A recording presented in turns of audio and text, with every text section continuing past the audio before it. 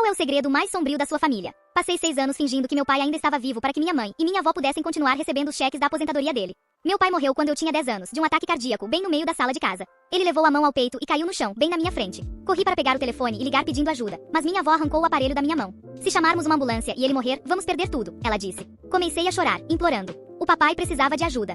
Então me virei e percebi que ele realmente já não estava respirando. Quando minha mãe chegou do trabalho e viu a cena, começou a gritar descontroladamente, até que minha avó lhe deu um tapa no rosto. Cala a boca e escuta, ela disse. Nós precisamos dos cheques dele. Então ninguém pode saber que ele morreu.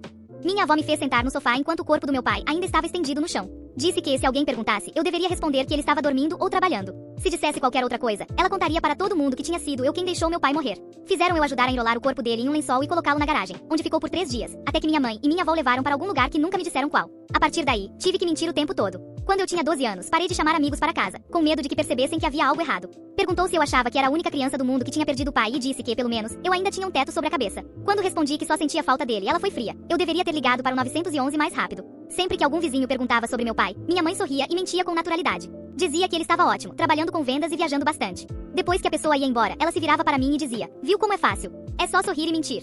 Quando fiz 16 anos, o escritório de aposentadorias enviou uma carta dizendo que meu pai precisava comparecer pessoalmente para assinar alguns documentos. Eu disse à minha mãe que não dava mais para esconder a verdade. Ela me deu um tapa no rosto e disse que eu era idiota, que poderíamos ir presas. Foi nesse momento que decidi que já tinha aguentado o suficiente. Naquela mesma noite, liguei para o escritório. Uma semana depois, um investigador e um policial bateram à nossa porta. Assim que ouviu a batida, minha avó me agarrou pela camisa e sussurrou, furiosa, perguntando o que eu tinha feito. Minha mãe mandou que ela se calasse e abriu a porta. O investigador disse que estavam ali por causa de uma denúncia de fraude de pensão. Minha avó forçou um sorriso doce e disse que devia ter sido eu. Afirmou que eu tinha problemas mentais, que me confundia às vezes, e que o pai da família estava apenas fora da cidade a trabalho. O investigador abriu uma pasta e respondeu calmamente que, segundo meu depoimento, o genro dela estava morto havia 6 anos. O sorriso da minha avó desapareceu. Ele então se virou para mim e perguntou o que tinha acontecido no dia em que meu pai morreu. Minha voz tremia quando contei tudo. O ataque cardíaco, a tentativa de ligar para o 911, minha avó me impedindo, dizendo que se chamássemos ajuda, perderíamos os cheques da aposentadoria. Minha avó tentou negar imediatamente, dizendo que era tudo mentira. Então o investigador pegou o celular e explicou que eu havia enviado uma gravação feita 3 noites antes. Ele apertou o play.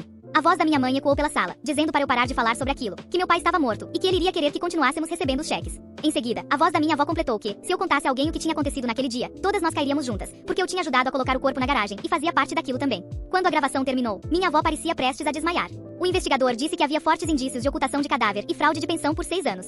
Ela se virou para mim com ódio nos olhos, me chamou de traidora e disse que tudo o que tinha feito era para manter um teto sobre a minha cabeça. O investigador se colocou entre nós e disse que ela havia obrigado uma criança de 10 anos a assistir o pai morrer sem ajuda e depois usado a culpa para controlá-la por anos. O policial avançou e disse que as duas precisavam acompanhá-lo. Fiquei parada, observando enquanto colocavam minha mãe e minha avó no carro da polícia. Depois, uma assistente social sentou comigo na sala e perguntou se eu estava bem.